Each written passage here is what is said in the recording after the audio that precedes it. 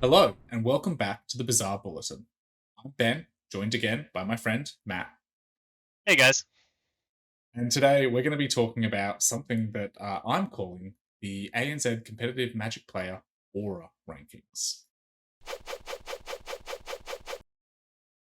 What do you mean aura rankings? Yeah, so a little bit of lore on the Bazaar Bulletin. These rankings are what started this entire show. So for me, I always kind of had this question in my head, who are the best players in the region? Who are the ones that you should be trying to avoid at regionals, or when you pair into them at FNM, you bemoan your bad luck. That's pretty easy, Ben. Just look at Team Bust Up. Yeah, see, funnily enough, Team Bus Stop, not quite at the top of the table. Uh, a lot of players at the top of the Aura rankings, but when we get to them, we'll see who is actually top of the pops. This is where I wanted to. I wanted to talk about who are the players in the region who are scary, who have presence, who when they sit down or when they play Magic, they play good Magic, and that is the premise of the Aura rankings. That sounds like a really great thing to be pondering, Ben. But are you just excluding all those players who've been around forever? Yeah, so there's a few caveats to what's going on here, and the reason I'm not calling it the best ANZ players is because I have excluded some people because they haven't met a criteria that I'm really going for here. So there's a really big emphasis for me on recency on the regionals structure that has occurred over the last 3 years. And so that makes a heavy part of the consideration. These are the active players, the players who are turning up to the tournaments that you might bump into on the weekend. What kind of metrics are you looking at here, Ben? What are you looking at every player in the region, or how are you trying to divvy this up? Yeah, so I don't have a list of everyone who plays Magic in Australia and New Zealand. Like that. I don't have those powers. So Not yet, not yet. it's coming. Don't worry. So what I've done is I've focused down on the players who have at regionals had a top finish, and so for the first season that meant a top 12. At the moment, it's a top 10. It's been top 8 at in the second year. That gets you on the list. This first URC's coming 13th. Yeah, for those who want the deep lore, Matt here came 13th in regional championship one, just missing the qualification by tiebreakers. I'm assuming. It was tiebreakers. Yeah. So through the system we've had for the last 3 years, there have been, 69 players who have qualified from regionals through to the Pro Tour. There's been 97 slots that we've considered here, and you might note that 97 is a bit of an odd number. There's one player who we won't be talking about today who qualified from a different region, but is traditionally a Melbourne local. We'll get to him later. All right, so what does it actually take to be on this list, Ben? Yeah. So I have a spreadsheet. In my spreadsheet, I start tracking you as an individual when you've got that top finish.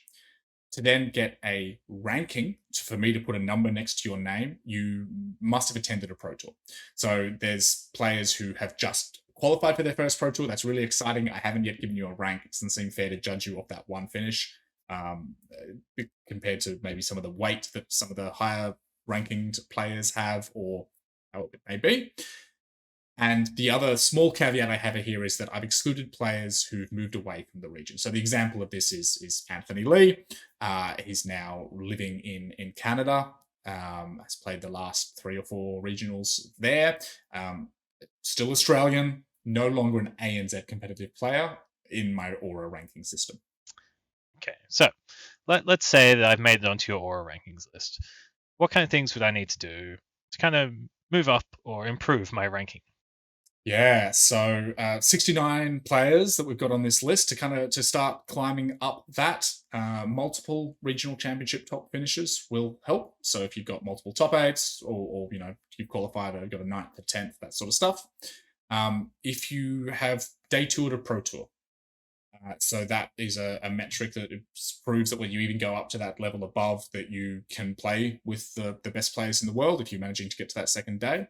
Um, Weighted lower than a strong finish at a pro tour, leading in requalification. So that kind of metric of players who have got that 10 wins, or who have won the Sunday PTQ, in the case of one individual. Um, so those players who are genuinely at the best of the best players in the world, in that kind of able to win enough matches to qualify at that level. Okay, so that's a lot of recent tournament finishes. Have you taken a look at any other historical events, or just focusing on these last 3 years? Yeah, so there's definitely a bias to the last 3 years, but I have also gone back in time and had a look at the old school Pro Tours or Players Tour or World Magic Cup. Looking at some of those historic PTs, there's a weight assigned to those, and being able to perform over decades in some of these players' cases does lend well. There's also a handful of top eights at Pro Tours, Players Tours, or Magic Cup sprinkled in there as well, just for good luck and good measure. That is certainly to be noted. So what do you do though when you got a couple of players who have fairly similar records across RCs, Pro Tours, strong finishes, things like that? Just giving them same overall ranking, or So yeah, you've identified that there's an issue here where I have a lot of binary variables, and you're going to get log jams. For the sake of dealing with this, we've mostly looked at a player's ELO, which is there's an MTG ELO project.net website. A lot of the historic information I use and I've gathered and we've gathered here on the show has come from there. And that is how we have also done tiebreakers in a way. So we looked at players' historic ELOs or current ELOs and used that to kind of differentiate between players who might have otherwise more or less the same resume as their neighbors on the ranking system. that sounds great. But now, look, I've got to ask, who are these top 10 players? Yeah, so today we're going to talk about the top 10 Aura players, focused on these criteria. And I guess without further ado, let's jump into it. First up on our list, we introduced you to this player last week in last week's episode. If you haven't caught it, link down below. Oh, Captain, my Captain! Captain, my captain, the one, the only, the Jim Wilkes experience. Jim has an astounding record, guys. He's got 10 Pro Tour appearances, World Magic Cup top 8, 2 Grand Prix top 8s, including a win, 2 Regional Championships top 8s, also including a win. And funnily enough, this show wouldn't have come together without Jim. Jim, as you can see down in the fun fact section, works as a TV producer and editor. He has taken me under his wing and he's teaching me editing, which is how this show has been coming together. What a true team captain there. Yeah, very selfless of him. Very selfless. All right, who's next on our list? Coming in at number 9 is Nathan Basser of Quality Lines. Nathan Basser is one of those great players from our ANZ region who loves doing things his own way, loves his good combo decks, always plays that slightly off meta build. You sit down across from Nathan, you know you're in for a great game. It's going to be a little bit different to your normal game, but it's going to be very, very well played, very intricate, and just a lovely opponent. Coming in at number 8, Team Bus Stops, James Larson Scott, or JLS. Oh, second bus stop in the top 10. Team Bus Stop's looking good. Noticing a bit of a trend here. JLS is a phenomenal Magic player with 8 Pro Tour appearances to his name from history and in the current era. He has multiple Pro Tour top 32s. He has a Grand Prix top 8. He has multiple regional top 8s and has shown up at Worlds in 2024. When I went to Pro Tour Murders at Karlov Manor with James, he also managed to 6-0 draft. Really loves playing weird 4 and 5 color draft piles. It's always fun, always fun. Speaking of fun, the other thing that JLS likes to do on the side is do some disc jockeying. So yeah, JLS is a DJ, DJLS, or DJ Lava Ridge, as his name is. If you are hitting up clubs, maybe keep an ear out. All right. Who's coming in at number 7? Matt, you might be familiar with this one. Um, did you know that you are currently number 7 in the Aura rankings? Wait. What am I doing on this list? Well, did you know you were good at this game? No. Very simply, no. For those who are not familiar with Matt's resume, he has 7 Pro Tour appearances. He finished top 16 at both Pro Tour Kaladesh about a decade ago, as well as Lord of the Rings a couple of years back. He played Worlds in 2011, and aside from the 13th place regional championship we joked about earlier in the episode, he also has a regional championship top 8. All right. Moving on. Too much time. Too much time Oh, about what? me. We don't want to talk about your professional circus career? No? Okay. All right, we'll move on. Too much time. Who's up next? Next up, we have the unaffiliated with the team, likes to go his own way. At number 6, James Arthur. 4 Pro Tour appearances, regional championship second place finish, and a top 32 at PT March of Machine. James is one who likes doing it his own way. His regional championship top 8 came off the back of a self-built scape shift deck in the era of Rhino's Living End. We've always got to love a good scape shift. I did have the pleasure of playing Pro Tour Lord of the Rings with James. First time I had met James Arthur, it was lovely. We went out and had a few beers with quite a few of the Magic Australian region players who are out there. So who's going to come in at number 5? Number 5 in our Aura rankings, another Team Bus Stop stalwart, Matthew Judas. Matthew Judas is one of those players who's come up in this more modern era of Magic with 4 Pro Tour appearances, top 64s at both Pro Tour Murders of Karl of Mana and Pro Tour Aether Drift, coming from 3 top finishes at regional championships.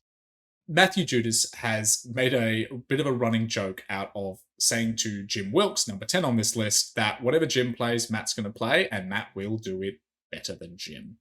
Which, scoreboard. I'm sorry, Captain. Well, now we're getting into the really big guns. Who's number 4? Number 4 on this list. Sadly, not with us today because... Oh, you're not being serious, are you? Yeah, Dylan's a better player than you, don't you know? That's fair. Number 4 in our rankings, Dylan Kakawa, also from Team Bus Stop, host of this show, has had a really incredible modern era performance in Magic.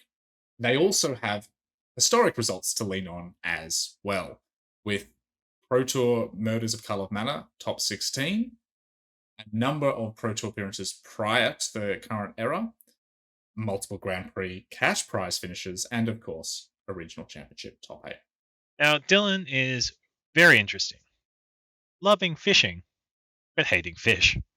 Yeah, they have worked as a fishmonger in their past, and so they know everything about fish, really into it. They go visiting fish markets when they travel. Can't stand the taste. I'm with you there, Dylan. Are we up to our top 3? We are at our top 3, and sad to say, there are no more bus stop players coming up. If there are no more bus stop players, who else could there be? Coming in at Aura rank number 3, the captain of Team Worldly Council, Zen Miyagi Thorn. Zen has an incredible resume with 3 regional championship top 8s, including a win, has 16 Pro Tour appearances with top 32 at Pro Tour Amonkhet, 5 Grand Prix top 8s. I'm sad to say, Zen and I have played 5 times at regional championship or Pro Tour level, and he is currently ahead in the series 3-2. Sounds like a long-running rivalry. Go Zen. Dude. Zen showing us true longevity in this game. 16 Pro Tour appearances is no small feat. Having that consistency over such a long period of time is truly incredible. His best result in the modern era came at Pro Tour Final Fantasy as well, and so with a little bit of a resurgence in Zen's career, He is a force to be reckoned with. Who could you have above such a stalwart of our community? While Zen might be one of those players who's been around forever and has the weight of serious historic results, this next player coming in at number 2 is a serious rising star. Currently sitting at number 6 in the Player of the Year race, Team Scry Hard's Sean Henry. Sean has indeed had a stellar performance across the last two Pro Tours, with top 32 at both Pro Tour Eighth Adrift and the top 16 in Pro Tour Final Fantasy, putting him in that really strong position with two more good finishes to get that Player of the Year title. But not only his top finishes at these Pro Tours, he's also qualified for a MOX, he's qualified for the World Championships this year, two regional championship top eights. Sean is on a hot streak. Sean also expressed to me when I was talking to him earlier that he considers himself a limited specialist, and that's how he got into the game initially. However, 15 card limited is much superior to 14 card limited, and he wishes that we'd go back to the old era of draft boosters rather than the current set booster. I'm with Sean on that one.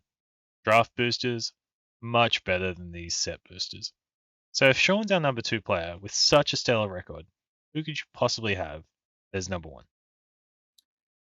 Well, for those who've been with us the entire run of Bazaar Bulletin, you might remember back in episode 1, we sat down with someone who was heading off to the Pro Tour, like they do for every single one of the last 5 or 6 now in a row. Team Quality Lines, Jose Gabriel Hilario. Jose has also had a fantastic run of Pro Tours recently, with 6 Pro Tours of this modern era. He has chained back-to-back Pro Tours with adjusted match points and has just stayed on the Pro Tour train consistently, which is not an easy task. In this modern era as well, there's a handful of players who are renowned for their abilities who haven't managed to achieve what Jose has in his consistency and his ability to tournament after tournament return enough wins to keep it going. Well, on top of this really strong, consistent performance, he also managed to top 20 worlds last year. Yeah. Qualifying worlds the hard way, not with one result, but by accumulating a mass of good finishes. And then at that level, at that highest pinnacle of the game, top 20. Like, it's amazing. If I sit down across from Jose at the RC, I know it's going to be a rough match for me. Going to be in for a real challenging game. In particular, because he slants aggressive to your control. Not normally where you want to pair. Last time I sat down across from Jose, Monstrous Rage was a very crucial card that did manage to trample over my only blocking creature for the lethal damage in Game 3. There's a really strong group of 10 players you've just shown me. I know that there are a lot of other really strong Magic players in our region that aren't on this list currently, but that I assume has a lot to do with the recency bias with some of the metrics we're using. So this is not, by all means, a 10 best players in Australia. This is just a current aura ranking. Yes. Very much the intent is that I know there are some really good players. There are a number of really good players just outside the top 10 as well in this list, including a one in particular who has not who I was referencing, one in particular who has 2 top finishes at the Pro Tour level, 2 top 8s effectively. The only reason they're not in the top 10, because they do more with their time than just play Magic these days. Whereas these players that we've hired today are the obsessives, the ones who are grinding every weekend, who you will see at your local FNM, who you will see at the RCQ. Are you calling me obsessive? Yes, obviously. Fair. For those wondering where you might be placing on this ranking, we're not planning to talk about or release the whole list. We don't want to make anyone feel that they're not at this level or whatever it might be. However, we do want to take this opportunity to celebrate some of the best in the region. We're hoping that you enjoyed this the way that we've enjoyed talking about it and we've enjoyed ruminating and putting this together over many months now. Well, Ben, thank you for putting together this list. Not so sure about including me, but we'll move past that. It has been truly fascinating to see just how well players from our region have been performing, especially those top three. Strong, consistent performances. That's really the key. If you want to support the show, please check out the sponsor and the namesake of the channel, Josh and Pat's MTG Bazaar. Thanks again for tuning in to the Bazaar Bulletin. We hope you've enjoyed this episode. Please like, share, and subscribe. And we hope we get to see you next time.